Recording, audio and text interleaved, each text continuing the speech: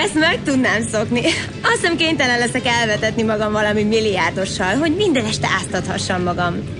Az se baj, ronda. A lényeg, hogy a fürdőszobában legyen jacuzzi.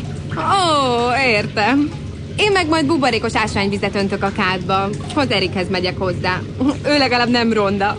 És nagyon aranyos. Ugye? Mesélj már valamit. Te együtt laksz vele. Tudod a kis titkait? Csak annyi, hogy írtóra figyelmes. Tudod, minden reggel, amikor behozza nekem a kávét, egy szálvirágot is tesz mellé. Hát amikor én ott aludtam nála, nekem nem hozott kávét. Biztos azért, mert elfogyott a virág. Ó, hogy elhittem? Csan nélkül. Meglangyosodott ebben a gőzben. Égbe kellett volna tartani.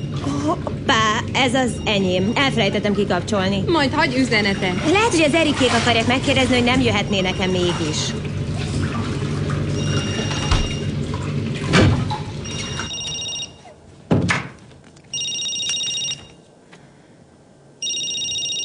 Halló, tessék!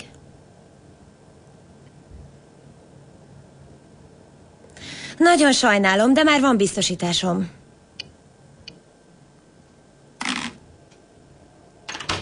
Zsófi, direkt zártál ki? Honnan? Nem tudok bemenni, bezártad?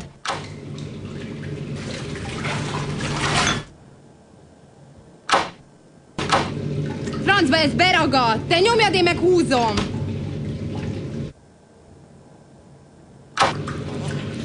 Ez így nem fog menni.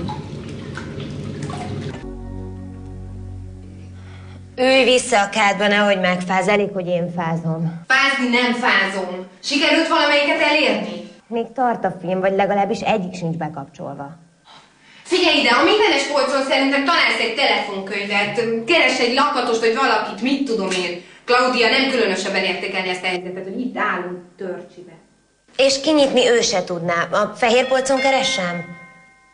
Várunk valakit?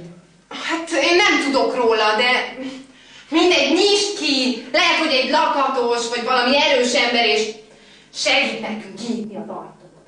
Jó, akkor beengedem. Jó, de siess! Jövök már, el ne menjen! Hello! Rosszkor jöttem? Pont, hogy a legjobbkor jössz.